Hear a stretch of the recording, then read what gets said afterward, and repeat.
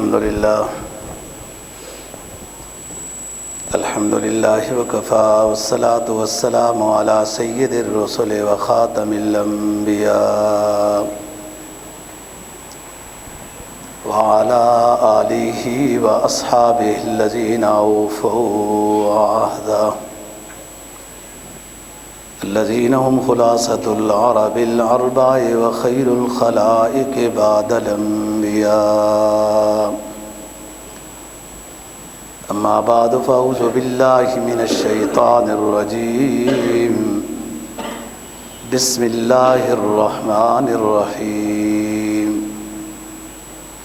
وأنزل الله عليك الكتاب والحكمة وعلمك ما لم تكن تعلم وكان فضل الله عليك عظيما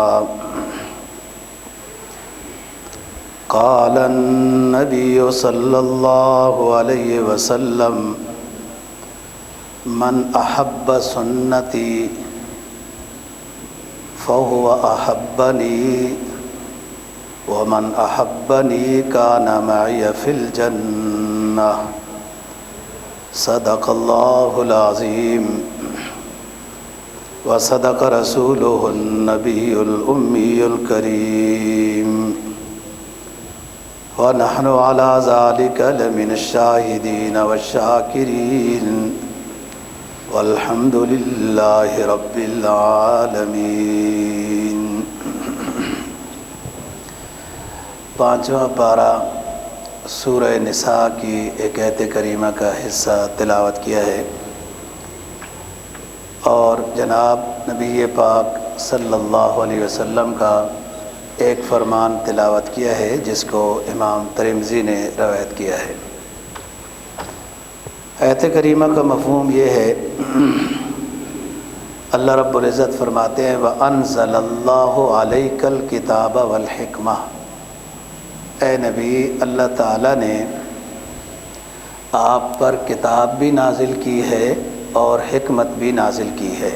وَأَنزَلَ اللَّهُ عَلَيْكَ الْكِتَابَ وَالْحِكْمَةَ وَعَلَّمَكَ مَا لَمْ تَكُنْ تَعْلَمْ، اس کے علاوہ بھی اور بہت سارے آپ کو علوم عطا کیے ہیں جو ہمارے عطا کرنے سے پہلے آپ کو ان کا پتہ نہیں تھا۔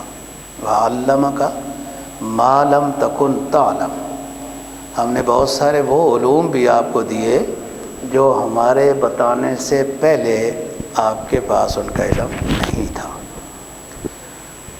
وَكَانَ فَضْلُ اللَّهِ عَلَيْكَ عَظِيمًا، اور یہ اللہ تعالیٰ کی طرف سے آپ کے اوپر بہت بڑا فضل ہوا ہے کہ آپ کو نبی بنایا، آپ پر کتاب نازل کی، آپ کو علم و حکمت عطا کی اور سابقہ بہت ساری باتیں جو آپ کے علم میں نہیں تھیں وہ بتائیں اور مستقبل کے متعلق بھی آپ کو پیشن گوئیاں دی ہیں۔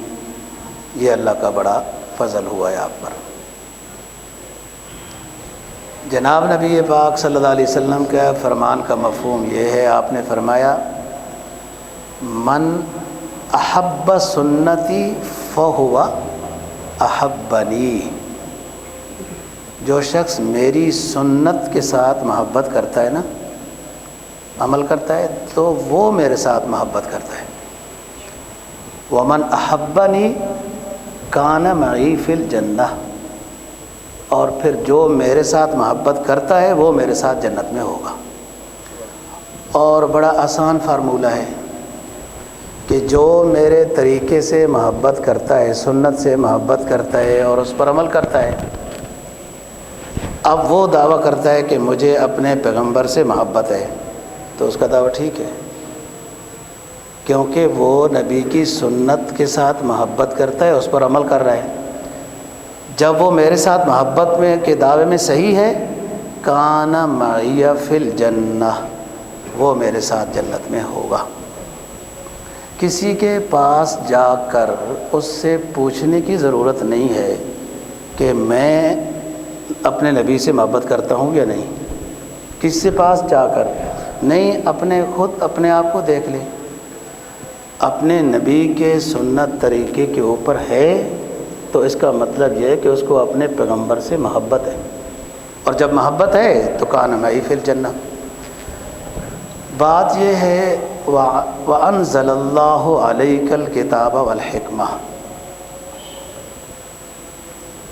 اللہ رب العزت فرماتے ہیں کہ اے نبی ہم نے آپ کے اوپر کتاب بھی نازل کی، والحکمہ، اور حکمت بھی نازل کی۔ ایک علمی بات ہے کہ جہاں واو اجتماعیت پر دلالت کرتا ہے، ایسے ہی واو مغایرت پر بھی دلالت کرتا ہے۔ کتاب نازل کی آپ پر اور حکمت نازل کی، یعنی حکمت ایک الگ چیز ہے، جیسے زید آیا اور عمر آیا، آئے تو دونوں، لیکن زید اور عمر کی آپس کی ذات میں فرق ہے، وہ الگ چیز ہے، یہ الگ چیز ہے۔ کتاب نازل کی، اس کا تو نام قرآن مجید ہے، وَأَنزَلَ اللَّهُ عَلَيْكَ الْكِتَابَ وَالْحِکْمَةَ، واو کے ساتھ بیان کیا کہ اور آپ پر حکمت نازل کی ہے۔ حکمت سے مراد کیا ہے؟ علماء تفسیر لکھتے ہیں کہ حکمت سے مراد سنت رسول صلی اللہ علیہ وسلم، کیونکہ قرآن تو ایک لا ہے، ایک قانون ہے، ایک ضابطہ حیات ہے نا، اس کو عملی نمونے کی شکل میں پیش کرنے والی ہستی وہ نبی آخر الزمان صلی اللہ علیہ وسلم۔ جب اس کو یعنی قرآن کے ضابطے کو آپ صلی اللہ علیہ وسلم اپنے عمل میں پیش کر رہے ہیں، اس کو سنت کہتے ہیں، اس کو اسوہ حسنہ کہتے ہیں۔ یہ عمل کی شکل میں جب آئی تو سنت بن گئی، اسوہ حسنہ ہو گیا، اور زبان مبارک سے جو جملے ارشاد فرمائے تو وہ یا تو قرآن ہے، اس کو وحی مطلوب کہتے ہیں، یا وہ وحی غیر مطلوب ہے جس کو حدیث کہتے ہیں۔ اور اللہ پاک نے جس ہستی کو پیغمبر بنانا ہو، پھر پیغمبر بھی ہو جو امام الانبیاء ہو، پھر اس کے بعد کسی پیغمبر نے بھی نہیں آنا، تو اس کو پھر زیادہ خوبیوں سے نوازا جاتا ہے، کیونکہ ایک لمبے عرصے تک تو نبوت ہی نہیں آئے گی۔ دیکھو حضرت عیسیٰ علیہ السلام دنیا سے گئے، اٹھ گئے، آسمانوں کی طرف چلے گئے، اٹھا لیے گئے، یوں کہنا چاہیے، تو 570 سال کے بعد نبی پاک صلی اللہ علیہ وسلم کو نبوت عطا کی گئی۔ 570 سال میں کوئی نبی نہیں آیا، اور اس کو اسلامی اصطلاح میں فترت کا زمانہ کہتے ہیں، فترت، جب وہی نہیں آئی 500 سال۔ ان 500 سالوں میں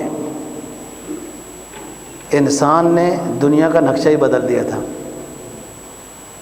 سوائے بت پرستی کی دنیا میں رہ کیا گیا تھا، اور ایک آدھ بت سے لوگوں کا مطلب ہے کہ وہ دل ہی نہیں بھرتا تھا کہ ایک آدھ بت ہی کافی ہے، سلام کرتے رہیں گے۔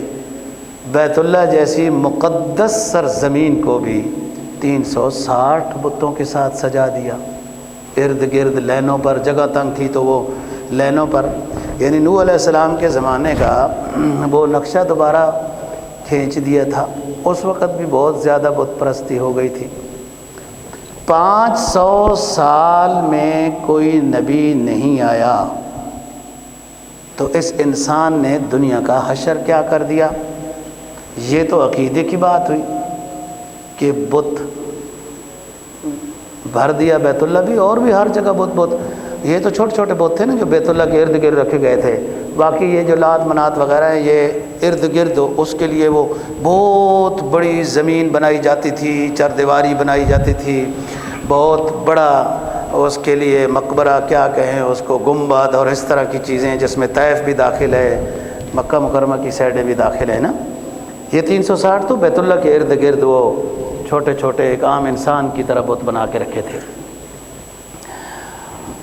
اور تہذیب کے لحاظ سے قتل و قتال، تمدن کے لحاظ سے ڈاکہ زنی، چوری، اور ذرا سی بات کے اوپر قتل و قتال، عقیدے کے لحاظ سے بیت اللہ کو بھی معاف نہیں کیا اور سائڈوں میں بت بھر دیے۔ یہ فرق کتنا ہے؟ عیسیٰ علیہ السلام کے دنیا میں اٹھائے جانے کے بعد سے آپ صلی اللہ علیہ وسلم کے مبعوث ہونے تک 570 سال میں یہ حشر ہوا۔ اب ذرا بات جو اصل موضوع ہے اس کو سمجھنا ہے۔ آپ صلی اللہ علیہ وسلم کے دنیا سے چلے جانے کے، اٹھ جانے کے، پردہ کرنے کے 1450 سال ہو گئے۔ 1444 تو وہ ہو گئے جو مدینہ طیبہ کے ہیں، تو 13 سال اور بھی جمع کر دو نبوت کے بعد، اور نبوت سے پہلے والے بھی 40 سال جمع کرتے ہیں تو 1500 سال ہو گئے۔ جس وقت کوئی رہبر و رہنما نہ ہو تو 500 سال میں دنیا نے کیا حشر کر دیا تھا۔ ساری دنیا شرک سے، بدعت سے، ڈاکوں سے، قتل و قتال سے بھر دی تھی۔ اب جس 570 سال کے بعد جس ہستی کو پیغمبر بنا کر بھیجا گیا ہے، بھیجا جا رہا ہے، اس کے بعد کسی نبی نے نہیں آنا، تو لہٰذا پھر اس پیغمبر کو بہت خوبیوں کے ساتھ نوازنا ہے، اس کو پھر جماعت بھی بہت اعلیٰ دینی ہے، کیونکہ اسی جماعت نے بعد میں وہ پیغام پہنچانا ہے جو آپ صلی اللہ علیہ وسلم نے اپنے دور میں پہنچایا۔ تو اب دیکھیں کہ 1440 سال 50 سال ہو گئے، دنیا کا نقشہ اتنا نہیں بگڑا جتنا لوگوں نے 500 سال میں بگاڑ دیا تھا۔ یہ فضیلت بھی آپ صلی اللہ علیہ وسلم کی ہے کہ آپ کو اللہ نے اتنا عظیم انسان، اتنا عظیم پیغمبر بنا کر بھیجا، پھر آپ نے اپنی محنت سے اتنی عظیم جماعت تیار کی کہ جو خود نہ تھے راہبے وہ عالم کے ہادی بن گئے۔ وہ کیا نظر تھی جس نے مردوں کو مسیحا کر دیا کہ بالکل آگ پانی بن گیا۔ ایسی محنت ہوئی کہ آگ پانی بن گیا۔ یہ تھوڑی سی تبدیلی تو محنت سے ہو ہی جاتی ہے۔ بالکل مشرک پکا موحد، رہزن رہنما، جی جو گمراہ تھے وہ ہادی عالم، صرف اپنے ہادی نہیں، ہادی عالم بن گئے کہ جن کی اپنے تو کیا کافر بھی جن کی تعریف کر کے سکون محسوس کرتا ہے۔ یہ وہ جماعت ہے جو پیغمبر اسلام نے تیار کی ہے۔ اور میں نے بتایا 1500 سال ہو گیا نا جی، 1440 سال 50 سال ہو گئے، دنیا کا نقشہ ایسا نہیں ہوا۔ صداقت والے، امانت والے، توحید والے، سنت والے، متبع شریعت والے دنیا کے ہر کونے میں ملتے ہیں، اور کوئی عمل کرنا چاہے تو اس کے لیے راستہ بھی آسان ہے۔ وہ کوئی نہ ہی عمل کرنا چاہے اور وہ رٹ لگا ہی رکھے کہ بڑی مشکل ہے، مشکل ہے، تو مشکل ہی ہے پھر اس کے لیے، ورنہ کوئی مشکل نہیں۔ اسلام آباد پاکستان تو یہ ایک اسلامی ملک ہے، اس کے اندر تو اسلامی تشخص کو دیکھنا کوئی مشکل نہیں ہے۔ آپ ان جگہوں میں جاتے ہیں، جائیں جہاں اسلام کا بسیرا نہیں ہے، وہ تو ان کا بسیرا ہے، لیکن اسلام اپنی قدرت کا نشان وہاں بھی دکھاتا ہے۔ کہ لوگ کہتے ہیں نا جی کہ سنت پر عمل کرنا مشکل ہے، پردے کرنا بڑا مشکل ہے، فلان بڑا مشکل ہے۔ اللہ اپنی قدرت کا نمونہ وہاں دکھاتا ہے کہ جہاں سارے ہی اللہ رسول کے دشمن رہتے ہیں، وہاں بھی اللہ اپنی قدرت کا نشان دکھاتا ہے۔ لوگوں کو تو یہاں مشکل ہے، چارپائی پر لیٹر ہے، اٹھ کے باتھ روم نہ جائے تو ادھر ہی کر لے، تو وہ بھی تو کام مشکل ہی ہے نا۔ لقمہ منہ میں رکھ کے اندر نہ دبائے تو یہ بھی تو مشکل ہی ہے نا۔ کچھ کرنے سے مشکل آسان ہوتی ہے، صرف بیٹھنے سے تو مشکل آسان نہیں ہوتی۔ تو آپ صلی اللہ علیہ وسلم ایک عظیم پیغمبر، خاتم الانبیاء، امام الانبیاء، عظیم انسان دنیا میں آئے، اور پھر آپ نے ایسی ہی جماعت بھی تیار کی کہ پوری دنیا میں اسلام کے نمائندے موجود ہیں، اسلام کی بات ہو رہی ہے۔ بس جس کا دل کھلتا ہے وہ اللہ کی طرف سے ہدایت ہوتی ہے نا، یہ ہدایت اللہ کی طرف سے ہوتی ہے۔ طلب ادھر سے ضروری ہے، جاہدوا فینا لنہدینہم سبلنا، طلب ادھر سے ضروری ہے پھر ادھر سے حوصلہ افزائی کی بہت بڑی بڑی صورتیں ہیں. اس طالب کی اتنے اوقات نہیں جتنے عطا کرنے والے کے طرف سے حوصلہ افزائی ہوتی ہے. جب انسان اپنا تزکیہ کرنا چاہے، اپنا عقیدہ ٹھیک کرنا چاہے، اعمال ٹھیک کرنا چاہے نا، تھوڑی سی طلب کرے نا جی، تو جاہدوا فینا لنہدینہم سبلنا، ہم بہت کئی راستے کھول دیتے ہیں، اس کے لیے آسان کر دیتے ہیں. اور یہی تو مطلب ہے نا اس حدیث کا کہ ہم اس کے لیے پھر بازو بن جاتے ہیں، اس کا پاؤں بن جاتے ہیں، اس کی سوچ بن جاتے ہیں جب وہ ہماری طرف آتا ہے. یہی مطلب ہے اس حدیث کا بھی کہ ہماری طرف ایک بالش چل کر آئے ہم گز چل کر جاتے ہیں، گز چل کر آئے ہم دوڑ کر جاتے ہیں اور اس کو اپنی رحمت میں لے لیتے ہیں کہ یہ ہمیں چاہنے والا ہے. لیکن پہلے طلب ادھر سے ضروری ہے. تزکیے کے لیے محنت یہاں سے ضروری ہے کہ دل کو دماغ کو صاف کرے. اللہ یطہر قلوبہم عن العقائد الباطلۃ والاشتغال لغیر اللہ. جب کوئی اللہ کو چاہتا ہے سنجیدگی کے ساتھ، ہمارے بہت سارے کام ریاکاری کی زد میں ہیں، دنیاوی بھی، وہ جزاک اللہ بھی، وہ ماشاء اللہ بھی، وہ مبارکبادی بھی، وہ جنازے کی شرکت بھی سیاست ہے، تعزیت پر جانا بھی سیاست، عبادت بھی سیاست. ہمارے بہت سارے کام ریاکاری کی زد میں ہیں، تو اس میں بہت ساری ہماری عبادات بھی ریاکاری کی زد میں ہیں. جب خالص اللہ کی رضا کے لیے ہو نا جی، طلب صادق، حق کو تلاش کرنا، تو پھر اللہ کی طرف سے انعام کیا آتا ہے؟ اللہ یطہر قلوبہم عن العقائد الباطلۃ والاشتغال لغیر اللہ. اللہ پھر پاک کر دیتا ہے اپنے چاہنے والوں کے دلوں کو گندے عقیدے سے. پھر اللہ پاک کرتا ہے. جس کو اللہ پاک کرے، پھر جس کو اللہ پاک کر دے جی، وہ کیسے پھر ناپاک ہوگا؟ جو اللہ کو چاہنے والا ہے، اللہ اس کو پھر ایسا پاک کرتا ہے کہ اس کے اندر سے گندے عقیدے نکال دیتا ہے، شرک، بدعت، ادھر ادھر کے فضول چیزیں. والاشتغال لغیر اللہ، یہ تھوڑی سی اگلی بات سمجھنی ہے. اللہ قلوب کو پاک کرتا ہے. اللہ یطہر قلوبہم عن العقائد الباطلۃ، باطل عقیدے سے اللہ پاک کرتا ہے. بہت سارے لوگ بیٹھے ہیں، وہ شرک نہیں کرتے ہیں، بدعت نہیں کرتے ہیں، اپنا معبود اللہ ہی کو مانتے ہیں، عبادت اللہ ہی کی کرتے ہیں. یہ ایک بات ہے. دوسرا کیا کرتا ہے اللہ اپنے بندوں کے ساتھ؟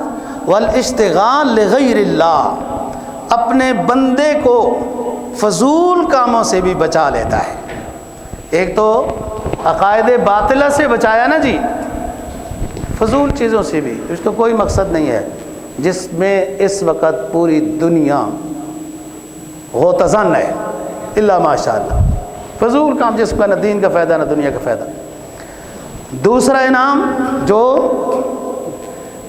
راستہ چاہتا ہے، صراط مستقیم چاہتا ہے، تزکیہ چاہتا ہے نا، اللہ دوسرا انعام کیا دیتا ہے؟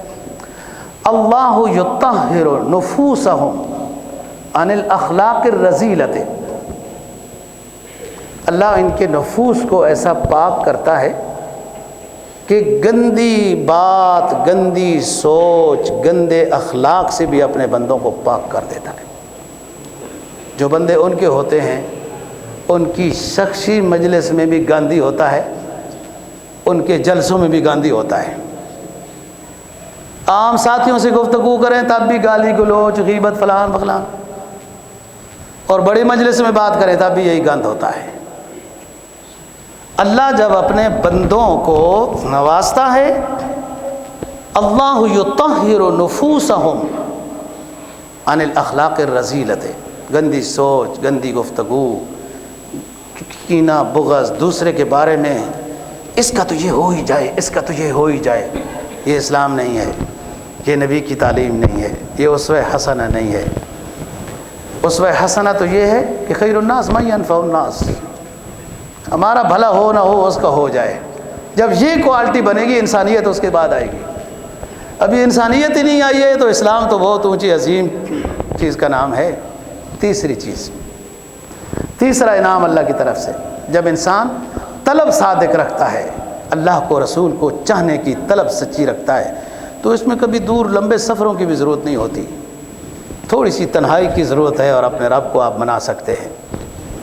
اور یہ بھی نہیں کہ وہ فلانے ٹائم پہ ان کے اوقات ملاقات نہیں ہے اور اس کا فلانا پروٹوکول ہے، جناب پہلے فلانے سے آپ ملیں گے پھر وہ فلانے ملے گا، بادشاہ سلامت چاہیں گے تو پھر آپ سے ملیں گے تو نہیں ملیں گے، یہ وہ بادشاہ نہیں ہے۔ جب چاہیں وَإِذَا سَأَلَكَ عِبَادِي عَنِّي فَإِنِّي قَرِيبٌ، اے میرے محبوب پیغمبر جب لوگ آپ سے مجھے ملنے کا پتہ پوچھیں کہ اے پیغمبر جس خدا کا آپ تعارف کرتے ہیں اس کو اگر ملنا چاہیں تو کہاں ملیں، تو ان کو بتا دو میں تمہارے قریب رہتا ہوں، نحن اقرب الیہ من حبل الورید۔ تو جو اللہ کو چاہنے والا ہے، طلب سچی ہے، تو تیسرا انعام دیکھیں، اللہ یطہر ابدانہم عن الانجاس والاعمال القبیحۃ۔ جو اللہ کو چاہتا ہے تیسرا انعام اس کے لیے یہ ہوتا ہے کہ وہ ظاہری گندگی سے بھی بچتا ہے، وہ اپنے کپڑے کے اوپر پیشاب نہیں لگنے دیتا، کوئی اور نجس چیز نہیں لگنے دیتا، چے جائے کہ نجس پینے لگ جائے۔ حضرات مومن کے کپڑے پر پیشاب کا قطرہ لگ جائے تو مومن برداشت نہیں کرے گا، وہ بھی مومن ہے جو شراب پیتا ہے۔ ام الخبائث فرمایا جس نے شراب پی اس کی پھر کسی چیز کی کوئی ضمانت ہمارے پاس نہیں ہے، نہ اس کے عقیدے کی، نہ اس کے اخلاق کی، نہ اس کے گندے کاموں کی، نہ کچھ۔ تو مومن کی بہت سارے لوگوں کو آپ کہتے ہوں گے آپ کو تو زیادہ تجربہ ہے مجھ سے، میں تو ادھر سے نکلا اور کمرے میں بیٹھ گیا اور ادھر سے آیا تو ادھر آ گیا، آپ کو تو زیادہ پتہ ہوگا۔ لوگوں کو آپ ساتھیوں کہتے ہیں نا نماز کے لیے چلتے ہیں، آپ پڑھیں میرے کپڑے صحیح نہیں ہیں، تو مومن ہے تو سارا کچھ صبح تو چل کر کھا پی کر چل پڑا ہے، اور یہ نہیں پتہ تھا کہ کپڑے بھی پاک پہن کے جانا ہے، نہا کر بھی جانا ہے۔ اس کو طلب سچی نہیں ہے، یہ اللہ رسول کا چاہنے والا نہیں ہے۔ ورنہ انسان کا تو وضو ٹوٹ جائے تو بندہ بے چین ہو جاتا ہے کہ باوضو ہونا چاہیے، بازار بھی باوضو ہونا چاہیے۔ اسلام تو اس خوبی کا نام ہے کہ آپ سوتے وقت بھی باوضو ہو کے سوئیں، جب سو جائیں گے تو بھی آپ باوضو ہی شمار ہو جائیں گے، بے شک وضو آپ کا ٹوٹ گیا ہے، لیکن جتنا بس آپ کا تھا نا آنکھ لگنے سے پہلے تو آپ وضو میں تھے، ساری سونا عبادت بن جاتا ہے۔ تو تین انعام ملتے ہیں جب خدا کو چاہتا ہے، اللہ رسول کو کوئی چاہتا ہے۔ اللہ یطہر قلوبہم عن الاخلاق عن العقائد الباطلۃ والاشتغال لغیر اللہ۔ جو اللہ کو چاہتا ہے سب سے پہلے اللہ اس کا عقیدہ ٹھیک کر دیتا ہے، عقیدے میں پھر صرف توحید ہی آباد ہوتی ہے اور اللہ کے رسول کی سنت آباد ہوتی ہے۔ دوسرا انعام اللہ دیتا ہے کہ اخلاق رذیلہ سے، گندی گفتگو سے وہ جملے میں بھی فکر کرے گا۔ گالی دینا تو دور کی بات ہے نا، میں اور آپ بات کر رہے ہیں نا، تو جو اونچا آدمی ہے نا روحانیت لحاظ سے، تو میں کہوں گا کیا بات ہے، بات نہیں سمجھ آئی، تو وہ پتہ کیا کہے گا کہ مولوی صاحب ہو سکتا ہے میں آپ کو بات سمجھا نہیں سکا، یہ اونچے صرف کی بات ہے۔ اور ہماری طرح کوئی بدھو ہوگا تو کیا کہا میں آپ کو سمجھا رہا ہوں ابھی تک آپ کو سمجھ نہیں آئی، ایسے بدھو بھی ہوتے ہیں۔ بات یہ ہے کہ جو اونچا آدمی ہوتا ہے، اونچے اخلاق والا ہوتا ہے نا، وہ عام گفتگو میں بھی جملے کو ایسے ترازو پہ رکھتا ہے کہ اس کا تاکہ دل نہ دکھے اور میری بات بھی اس تک پہنچ جائے۔ تو بات یہ ہے دوستو، جب اللہ رسول کو انسان چاہتا ہے تو سب سے پہلے اللہ عقیدے کو ٹھیک کرتا ہے، کیونکہ دل اللہ کے لیے ہے۔ ہو میں اتنا مقام پیدا کر کہ بجز ہو کہ غیر ہو نہ رہے، صرف اللہ ہو۔ مٹا دے تو کو اتنا کہ تو نہ رہے، تیری ہستی کا یہاں رنگ و بو نہ رہے۔ ہو میں اتنا مقام پیدا کر کہ بجز ہو کہ غیر ہو نہ رہے۔ جب تیرے دل کی صفائی کی کوالٹی کا یہ معیار ہوگا کہ وہ اتنا پاک صاف ہوگا اور آپ کا دل اتنا نورانیت سے بھر جائے گا، تو پھر اس نورانی دل میں سوائے اللہ اور اس کے رسول کی اور کوئی نہیں آتا، کیونکہ وہ پاک ہستیاں ہیں۔ اللہ رسول کی ہستیاں پاک ہستیاں ہیں، وہ پاک جگہ میں گھر کرتی ہیں جب دل کو گند سے بھرا ہوا ہو، گندے اخلاق سے، گندی سوچوں سے، گندے اخلاقوں سے، اور پھر یہ چاہیں کہ وہ پاک ہستیاں بھی اس دل میں آئیں۔ نہیں، لا الہ الا اللہ کا جھاڑو پہلے پھیر، عقیدہ ٹھیک کر، لا الہ الا اللہ کا جھاڑو پہلے پھیر۔ لا الہ، لا نفی جنس ہے، ہر چیز کو نکاح الا اللہ محمد الرسول اللہ، یہ تو کلمہ طیبہ ہے۔ تو فرمایا وَأَنزَلَ اللَّهُ عَلَيْكَ الْكِتَابَ وَالْحِكْمَةَ، اے نبی ہم نے آپ پر کتاب نازل کی اور آپ کو حکمت بھی دی۔ حکمت نبی کے فرمان کا نام ہے، حکمت نبی کے اسوہ حسنہ کا نام ہے، حکمت نبی کی سنت کا نام ہے، حکمت نبی کی حدیث کا نام ہے کہ قرآن ایک ضابطہ ہے، اس کو عملی شکل میں سرکار دو جہاں صلی اللہ علیہ وسلم نے پیش کیا۔ اور ایسا ہی نہیں کہ لوگ کہیں کہ جناب یہ تو ویسے ہی اونچے آدمی ہیں، ان کے لیے نیکی کرنا کوئی مشکل نہیں، نبی نے اس جماعت پر محنت کی جو زیرو پہ تھی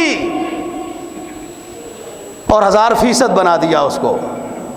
اور پھر خطبہ حجۃ الوداع میں سرکار نے کیا فرمایا؟ فَلْيُبَلِّغِ الشَّاهِدَ الْغَائِبَ، لوگو جو میری بات سن رہے ہو نا آج میدان عرفات میں، جو حاضر ہو، صحیح نوٹ کرو میری بات کو، تم نے ہی کل دنیا تک یہ میری بات پہنچانی ہے، اور انہوں نے پہنچانے کا حق ادا کیا ہے۔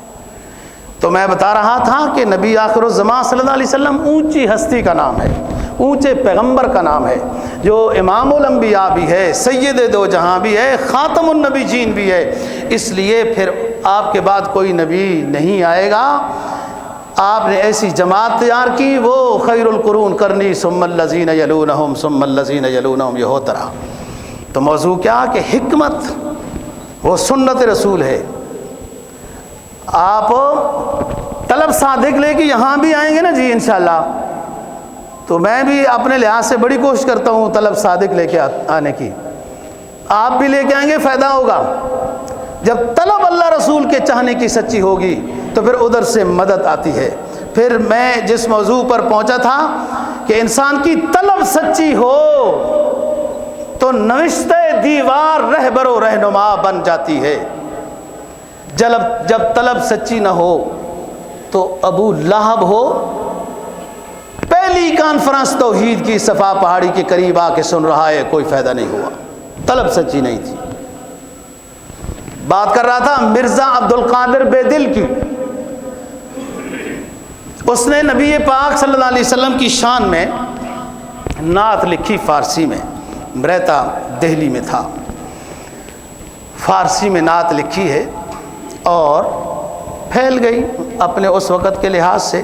ایران کے ایک صاحب دل نے، بس ایران بھی کبھی صاحب دلوں کا مرکز تھا، شیخ سعدی بھی وہی ہے، شیراز بھی وہی ہے، بس مرور دور ہے، قدرت اپنا نظام دکھاتی ہے، اور آج کل کے زد میں ہے، ساری دنیا کو اس نے پریشان کر کے رکھا ہوا ہے۔ قدرت کا نظام ہے نا، وَلَا يَحِيقُ الْمَكْرُ السَّيِّئُ إِلَّا بِأَهْلِهِ، اردن میں شرارت، لبنان میں شرارت، شام میں شرارت، پاکستان میں شرارت، افغانستان میں شرارت، اور ریاستوں میں شرارت، عراق میں شرارت، اور اپنے لوگ ایران کے اندر بھوک سے مر رہے ہیں، سڑوں کی شرارت، اس کے لیے الگ جرنل۔ قدرت نے کہا چل پھر وَلَا يَحِيقُ الْمَكْرُ السَّيِّئُ إِلَّا بِأَهْلِهِ، جو خبریں جانتے ہیں وہ سمجھتے ہیں۔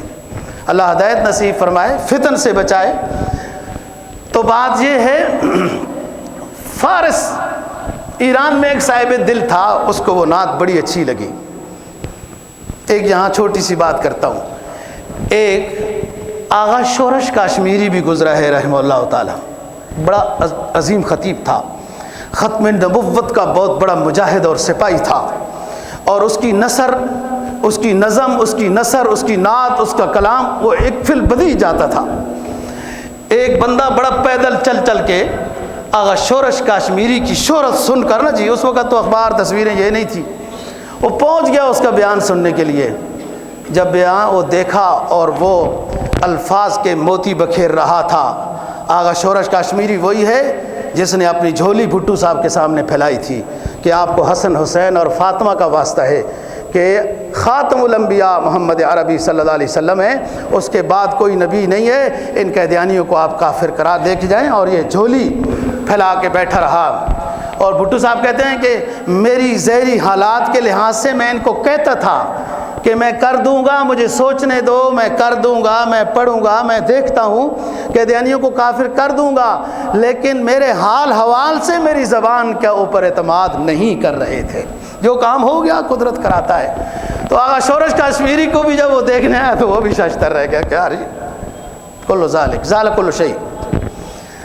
اچھا جی، مرزا بے دل کو ملنے کے لیے وہ صاحب دل ایران کا پہنچ گیا دہلی میں، اور پتہ پوچھتے پوچھتے مرزا صاحب کے بارے میں لوگوں نے بتایا کہ وہ حجام کی دکان پر ہے۔ وہاں گئے تو مرزا صاحب داڑھی منڈوا رہے تھے اس طرح کے ساتھ۔ میں اہل ایمان کو دستک دینا چاہتا ہوں، کاش کہ اللہ پاک میری دستک میں کوئی تاثیر رکھ دے۔ امت کے آپ نبی کے امتی ہو، کس کو خوش کر رہے ہو آپ؟ یہود و نصارہ کو اب تک تو ہم ان کو خوش نہیں کر سکے، ہم سے خدا رسول بھی گیا اور وہ بھی نہ خوش ہوئے، نہ ہمارے پاس دنیا ہے نہ ہمارے پاس دین ہے، ہمارا ہے کون؟ ہم اپنے اللہ رسول کو بھی راضی نہیں کر سکے، ان کی روش پر چلتے رہے اور وہ بھی ہم سے راضی نہ ہو سکے، ہم جائیں کدھر؟ یہ تھوڑا سا سوچو ہم کیسے امتی ہیں، بہت فائدہ ہوگا۔ ہم اسی دنیا میں رہتے ہیں، ہر حلال چیز جس کا سوچو اللہ وہ کھلاتا ہے، ہر حلال چیز جس کا سوچو اللہ وہ پہناتا ہے، ہر حلال چیز جس پر آپ سواری کرنا چاہیں وہ اللہ عطا کرتا ہے، ہر حلال رہائش جو آپ تصور کریں اللہ سے مانگیں وہ اللہ آپ کو دے گا۔ آپ کو کیا لوگوں کے، دوسروں کے، اللہ رسول کے دشمنوں کی روش، لباس، وضاقتہ اپنانے میں آپ کو یا تو کچھ ملتا بھی ہو تو پھر بات ہے۔ یہ بندہ پہنچا صاحب دل ایران کا اللہ والا، تو مرزا بے دل داڑھی منڈوا رہا تھا۔ آپ کو پتہ ہے ایک شخص ایران سے پیدل دہلی پہنچا، اس کی کتنی عقیدت تھی کہ اس نے اللہ کے نبی کی شان میں نعت لکھی ہے نا جی، اس کے دل میں عقیدت کتنی ہوگی کہ میں اس شخص کو ملنے جا رہا ہوں جس کی نعت پڑھ کر میرے دل میں جلا پیدا ہوا، وجد آیا، نبی کی محبت میں اضافہ آیا، وہ اس کو ملنے کے لیے کتنے اس کے دل میں عقیدت ہوگی۔ اور وہ بندہ اس طرح چلا رہا تھا، داڑھی کے اوپر نائی سے داڑھی منڈوا رہا تھا۔ اس کی چیخ نکلی، ہاں آغا ریشمی تراشی، آغا ریشمی ریش داڑھی کو کہتے ہیں، ریشمی تراشی۔ اور اس نے جواب دیا مرزا بے دل نے، بلے ریشمی تراشم ولیکن دل کسیرا نمی تراشم۔ جی ہاں میں داڑھی منڈوا رہا ہوں، کسی کے دل کو تو زخمی نہیں کر رہا۔ یہ بھی صاحب دل تھا، اس نے کہا جی ہاں شما دل کسیرا نمی تراشی ولیکن دل محمد را تراشی۔ بے شک تم صحیح کہہ رہے ہو کہ کسی کے دل کو تو زخمی نہیں کر رہے ہو، لیکن داڑھی پر اس طرح چلا کر اپنے پیغمبر محمد مصطفیٰ صلی اللہ علیہ وسلم کے دل پر تم اس طرح چلا رہے ہو، اس کے دل کو زخمی کر رہے ہو۔ وہ بھی اللہ والا تھا، وہ بھی اللہ والا تھا۔ بعض دفعہ نوشتہ دیوار، کیا پتا اللہ نے اس درویش کو ادھر سے اتنا بڑا سفر ہی اس لیے کرایا ہو کہ ذرا اس کو راستہ دکھا دو، راستے پر چلا دو۔ راستہ تو دیکھا ہوا تھا، اب اس نے اسی وقت نائی کو کہا روک دو، جہاں تک اس طرح چل چکا ہے چل گیا، روک دو اس طرح۔ اور فی البدی اس نے شعر کہا جو ہر جگہ میں آپ نے سنا ہوگا، اس کی آج وجہ بھی سن لو۔ فرمایا جزاک اللہ چشمم باز کر دی، جزاک اللہ چشمم باز کر دی، مرابا جانے جانا ہم راز کر دی۔ او مسافر مرزا بے دل کو ملنے آنے والے، تم نے آج میری بند آنکھیں کھول دی ہیں، میرا مردہ دل زندہ عطا کر دیا ہے۔ آج تک تو میری آنکھیں بند تھیں، تیرے جملے نے میری آنکھیں کھول دی ہیں۔ میں سنت رسول کے جنازے اٹھا رہا تھا اور آج آپ نے مجھے اپنے معبود سے ملاقات کے قابل بنا دیا ہے۔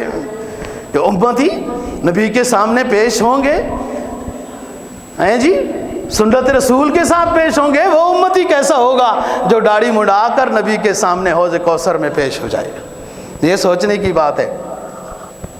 اور اللہ نے ہدایت عطا کر دی۔ بعض دفعہ ایسا ہوتا ہے ایک جملہ ہی ہدایت کا ذریعہ بن جاتا ہے، لیکن بنتا تب ہے کہ دل صادق ہو نا جی، دل صادق ہو۔ اور دل میں اتنا صادق جب ہوتا ہے نا، دل بڑا جذبے میں ہوتا ہے، پھر وہ ایمان موجزن ہوتا ہے، موجزن ہوتا ہے، ایمان محسوس ہوتا ہے۔ ایمان والے کو ایمان محسوس ہوتا ہے۔ آپ نے سنا ہوگا صوفیاء نے دعا سکھاتے ہیں نا، صوفیاء اللہ والے اپنے مریدوں کو کہ دعا کرو ہیں، اور ساتھ بتاتے ہیں کہ دعا کرتے کرتے خود یقین ہو جائے گا تجھے کہ دعا میری قبول ہو گئی، پھر اٹھ کے آ جانا۔ دعا کرتے کرتے بھی ایمان کی کوالٹی انسان کی اتنی ہوتی ہے کہ خود ایمان بتا دیتا ہے بندے دعا قبول ہو گئی ہے۔ یہ ایمان ہے۔ وہ تلاطم دل پر جب ان کا کرم دیکھتا ہوں تو دل کو باسجاں میں جم دیکھتا ہوں۔ نوٹوں کو سوچ کر بھی خوشی ایک طویل بات ہے، الگ کہانی ہے اس کی، لیکن اصل خوشی دولت، وہ دولت کیا ہے؟ وہ ایمان کی دولت ہے جو موجزن۔ وہ اقبال بھی اندرونی کائنات کے لحاظ سے کوئی صوفی گزرا ہے آپ کا اقبال، کہتا ہے سنائی کے ادب سے میں نے غواصی نہ کی ورنہ۔ سنائی ایک بڑا اللہ والا گزرا ہے، حکیم کیا شیخ سعدی صاحب کی طرح۔ وہ آپ تو ABC کی وہ کہانیاں پڑھتے رہتے ہو کہ فلانا یوں بڑا تھا تو فلانا انگلش بڑا تھا، پتہ نہیں ان سے کیا لینا چاہتے ہیں اور اب تک کیا لیا ہے۔ اپنے اسلاف کی کہانیاں پڑھیں گے تو پھر پتہ بھی چلے ہوگا رومی کون تھا، شمستبریز کون تھا، شیخ سعدی کون تھا، یا حکیم سنائی کون تھا، ہیں جی بایزید بستامی کون تھا، پھر پتہ چلے گا۔ پھر ایمان اور اعمال میں آگے جذبہ پیدا ہوگا۔ فرمایا سنائی کے ادب سے میں نے غواصی نہ کی ورنہ، اس بحر میں بہت باقی ہے ابھی لؤلؤ لالا۔ علامہ کہتے ہیں میں اپنے ایک روحانی استاد کے اسباق حاصل کرنے لگا، اللہ اللہ کی منزلیں طے کرنے لگا، اللہ کے حبیب پر صلاۃ و سلام کے نذرانے پیش کرنے لگا، روحانیت کے سفر میں چل پڑا۔ جاتے جاتے دیکھتا ہوں تو مجھے اپنے سے آگے اپنا استاد نظر آیا، وہ بھی اللہ رسول کے ذکر و اذکار میں موجزن ہے۔ تو اقبال رک گیا کہ اپنے استاد کے مقام سے پیچھے رہنا ہی ادب ہے۔ سنائی کے ادب سے میں نے غواصی نہ کی ورنہ، اپنے استاد کے ادب میں آ کر اللہ کی معرفت کے سمندر میں غوطہ زنی کرتے ہوئے استاد کے آگے نہیں گیا، ورنہ اس بحر میں بہت باقی ہے۔ اللہ رسول کی معرفت کے سفر میں جو بڑے نایاب قسم کے ہیرے اور موتی ملتے ہیں، ورنہ تو اس بحر میں ابھی بہت باقی ہے لؤلؤ لالا، ابھی بہت اس میں باقی تھے۔ کس عظیم ہستی کو، کس عظیم پیغمبر کو اپنے اونچے اسلاف کو چھوڑ کر دوستے کہاں جا رہے ہو؟ ایمان تلاطم دیتا ہے، موج زنی ہوتی ہے۔ ادھر دیکھو ایران فتح ہوتا ہے، ایران سوٹ بوٹ والوں نے نہیں فتح کیا، ٹائی لگانے والوں نے نہیں فتح کیا، سنت کے جنازے اٹھانے والوں نے ایران کو نہیں فتح کیا۔ ایران کا وہ دعویٰ تھا کہ جب سے ہم ہیں صدیاں گزر گئیں، 1000 سال پرانی حکومت تھی ایران کی، ہمیں کوئی ماں کا لال نہیں فتح کر سکتا۔ یہ ایران کا دعویٰ تھا، اور ایران کو فتح کرنے والے وہ داڑیاں منڈانے والے نہیں تھے، مونچھیں بڑی بڑی کرنے والے نہیں تھے، ٹائیاں لگانے والے نہیں تھے، پتلونے پہنے والے نہیں تھے، وہ محمد کے غلام تھے، سنت کے عاشق تھے۔ جب گزرتے گئے ایران کی سرزمین میں، ایران دم دبا کر بھاگتا چلا گیا ہے۔ یہ سنت کی برکت تھی، سنت والے لوگوں نے یہ علاقے فتح کیے۔ فتح ہو گیا، اتنی بڑی طاقت، اتنا بڑا نعرہ آگے، اور ایوان صدر میں دعوت ہو رہی ہے۔ کسرا قیصر روم کا ہے، قیصر روم کا ہے، کسرا کشمیر والے کاف یہ فارس کا ہے، یہ فارس کا، جس نبی پاک صلی اللہ علیہ وسلم کی پیدائش پر جس کے کنگرے ٹوٹ گئے تھے، جب بتایا گیا تو مذاق بناتے تھے، اور پیٹ پر جب پتھر باندھے گئے تھے نا جی غزوہ احزاب میں، اور وہ ایک پتھر ٹوٹتا نہیں تھا، سرکار نے کہا بادام مجھے دو، جب مارا بادام تو آگ نکلی، آپ نے فرمایا کسرا کے محل دکھائی دے رہے ہیں۔ منافقین نے مذاق بنائی، جن کے پاس کھانے کا کچھ نہیں، پیٹ پر پتھر باندھے ہوئے ہیں، ان کو آگ کے شعلوں سے کسرا کے ایوان نظر آتے۔ آج نظر آ گئے نا، پھر کسرا فتح ہو گیا۔ نبی پاک صلی اللہ علیہ وسلم کے ہر زاویے میں، آپ پیر کے دن پیدا ہوئے نا جی، پیر کے دن دنیا میں تشریف لائے۔ آپ کو پتہ ہے، آپ پڑھیں نا تفسیر کہ وہ 6 دنوں میں جو اللہ نے دنیا بنائی، پیر کے دن تمام وہ چیزیں اللہ پاک نے پیدا کی ہیں جو جن و انس کی غذا بنتی ہیں، تمام نباتات، تمام غلات، تمام میوجات، تمام پھل، یہ چیزیں زمین پر پیر کے دن پیدا کی اللہ پاک نے، جو زہری جسم کی غذا کا سبب بنتی ہیں۔ قدرت کا نظام دیکھنا، پھر اس کا کون مقابلہ کرے؟ اس ہستی کو بھی دنیا میں اللہ نے پیر کے دن بھیجا جو روحانی غذا کا سبب بن کر آئے گی۔ روحانی غذا ضروری ہے نا جی، وہ ایمانی غذا ہے، اس غذا کے لیے اس ہستی کو اللہ نے پیر کے دن پیدا کیا، اور اللہ نے خود پیر میں دنیا غلات اور نباتات پیدا، اور پہلی نوید مسرت، پہلی نوید مسرت کہ دودھ پلایا نا جو حضرت صوبیہ رضی اللہ تعالی عنہ نے، ابو لہب کی لونڈی تھی، بہرحال وہ مسلمان ہو گئی وغیرہ وغیرہ۔ جو بات کہنا چاہتا ہوں کہ آپ صلی اللہ علیہ وسلم کی ہستی وہ انسان کو غلامیت کے زنجیروں سے نکال کر آزاد بنانے آئی ہے۔ سب سے پہلے وہ نوید مسرت جو سرکار کے دنیا میں تشریف لانے سے سامنے آئی، وہ ابو لہب نے صوبیہ کو نبی پاک صلی اللہ علیہ وسلم کی پیدائش کی خوشی میں آزاد کیا کہ یہ ہستی جو دنیا میں آئی ہے غلامی سے آزادی کے لیے آئی ہے۔ دودھ پلایا اور اپنے بھتیجے کی خوشی میں بات کر رہا ہوں دوستو۔ کسرا کے ایوان میں دسترخوان لگ گیا، وہ کرسیوں پہ، شاہی کرسیوں پہ کھانا کھانے والے آج فرش محمدی پہ بیٹھے کھانا کھائے جا رہے، کوئی انہیں آج عار نہیں ہے، کوئی شرم نہیں ہے۔ آج کا مسلم تو ذرا سی 4 سٹار، کیا چبڑ قسم کی 4 سٹار ہوٹلیں ہیں یار جی، میں نے بھی دیکھی ہوئی، میں بھی اسلام آباد میں ہی رہتا ہوں، کوئی ڈھنگ کا کھانا نہیں ہوتا۔ آپ اپنی بیگم کو اچھا کھانا سکھائیں، وہ 4-5 سٹار سے کتنی اونچی ہوگی۔ تو دیکھی ہوئی ہیں 4 سٹار 5 سٹار، سارا گند مند اندر رکھ کے آپ کو گرم کر کے دے دیتے ہیں، وہ کوئی عار نہیں محسوس ہوئی۔ بستر نیچے فرش محمدی پہ کھانا لگ گیا، اور بیٹھا کون ہے؟ حضرات صحابہ رضی اللہ عنہ۔ حضرت حذیفہ بن یمان، معمولی صحابی کا نام نہیں ہے، لقمہ گر گیا، لقمہ اٹھا لیا، ساتھ ایک تابعی بیٹھا تھا، نو مسلم تھا، اس نے کہا حضور یہاں کے لوگ لقمہ دسترخوان پر گر جائے نا جی تو دوبارہ اٹھا کر کھانے کو پسند نہیں کرتے، تو چھوڑو، اچھا نیچے لقمہ گر جائے اور کوئی نہ کھائے گنہگار نہیں ہے، یہ الگ مسئلہ ہے، لیکن وہ جگہ ایسی تھی کہ وہاں تو پھر وہاں عام مسلمان کا اجتماع نہیں تھا، وہ تو عاشقان رسول، سچے عاشقان رسولوں کا وہ اجتماع تھا۔ اونچا کہا، فرمایا تترکو سنت حبیبی لہؤلاء الحمقاء، اس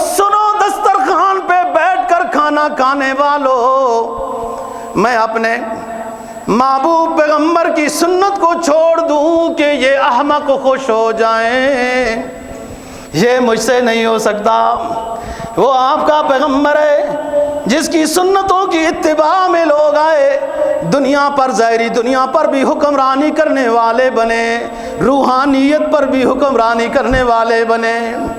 ایک صحابی حضرت کی خدمت میں حاضر ہوتا ہے، عرض کرتا ہے اللہ کے رسول، جب تھک جاتا ہوں، غموں سے ٹوٹ جاتا ہوں، تو سرکار کی مجلس میں آ کے نیاز مندی حاصل کرتا ہوں، ٹھیک ہو جاتا ہوں۔ پھر سوچتا رہتا ہوں کہ میدان حشر ہوگا، قیامت کا منظر ہوگا، جنت کے فیصلے ہوں گے۔ اتنا تو مجھے میرا ایمان بتاتا ہے، اتنا تو مجھے میرا ایمان بتاتا ہے کہ آپ کی برکت سے میں بھی جنت میں جاؤں گا، لیکن آپ کا تو اونچا مقام ہوگا، وہاں انبیاء سے بھی اونچا آپ کا مقام ہوگا، میں ادنا سا مسلمان، معلوم نہیں جنت میں بھی میری ملاقات آپ سے ہو پائے گی یا نہیں۔ یہاں تو غمگین ہو جاتا ہوں، آپ کا دیدار کرتا ہوں، غم دور ہو جاتے ہیں، جنت میں کیسے دیدار کروں؟ قریب بلایا آپ نے اپنے رضاکار کو، فرمایا اصول سن لو، المرء مع من احبا، قیامت میں تمہارا حشر، تمہارا اٹھنا بیٹھنا اسی کے ساتھ ہوگا جس کو تم نے دنیا میں اپنا محبوب بنا رکھا ہے۔ لنا شمس وللآفاق شمس وشمسی خیر من شمس السماء فإن الشمس تطلع بعد الفجر وشمسی طالع بعد العشاء۔ یہ ہمارا اور آپ کا پیغمبر ہے، جس کی دعائیں دیکھو، جس کی محنتیں دیکھو، جس کی رات کی بیداری دیکھو، ساری زندگی میں اپنی گنہگار امت کی فکر میں وہ ہیں، ان کا رونا بھی، ان کا سفر کرنا بھی، رات کی تہجدوں میں گڑ گڑانا بھی، اور آج امتی اس حبیب کی سنتوں کے جنازے اٹھا رہا ہے، خوش بھی ہو رہا ہے، اپ ڈیٹ ہو رہا ہے، وی آئی پی بن رہا ہے۔ او مسلم، تو اپنا وی آئی پی کا راستہ منتخب کر لے، تیرے لیے تو مسلمان ہے، تیرے لیے وی آئی پی راستہ اپنے حبیب صلی اللہ علیہ وسلم کی سنتوں میں اللہ نے رکھا ہے، اور کسی راستے میں تجھے عزت نہیں ملے گی۔ وہ ادھار جو میں مولانا قاسم نانوتوی رحمہ اللہ تعالیٰ کا چھوڑ کر گیا تھا، جو ہر مکتبہ فکر پڑھتا ہے، فرماتے ہیں سب سے پہلے مشیت کے انوار سے نقش روح محمد بنایا گیا، پھر اسی نقش سے لے کے تابانیاں بزم کونوں مقام سجایا گیا۔ وہ محمد بھی، احمد بھی، حامد بھی، محمود بھی، وہ حسن مطلق کا شاہد بھی، مشہود بھی، وہ علم و حکمت میں لا محدود بھی، ظاہراً امیوں میں اٹھایا گیا۔ ختم کرتے ہیں، جس کے پاؤں سے جنت بسائی گئی، جس کے ہاتھوں سے کوثر لٹایا گیا۔ اللہ تعالیٰ کہا سنا قبول فرمائے، ہمیں سچی عقیدت و محبت نبی پاک صلی اللہ علیہ وسلم کے ساتھ عمل کی شکل میں عطا فرمائے۔ وآخر دعوانا الحمدللہ۔